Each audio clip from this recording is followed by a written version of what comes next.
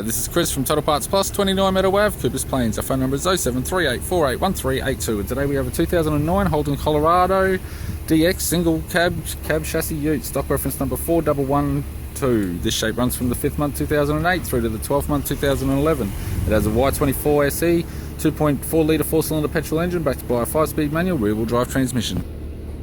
Y24 SE, 2.4 litre 4-cylinder petrol engine. This vehicle has sustained damage in the left hand side. We have the radiator grille, right hand headlight, left hand headlight.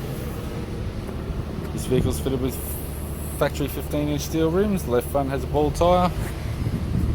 Left door has a few small dents. Left rear 15-inch steel rim with a ball tyre. Factory fitted towbar supplied with all bolts, brackets and loom. Right hand rear 15-inch steel rim with a ball tyre. Right door has multiple small dents. Right power door mirror, manual door mirror. Right guard appears to have one dent on the top edge, and a right front 15-inch factory steel rim with the ball tyre.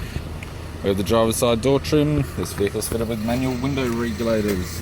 It's got a grey bench seat in cloth.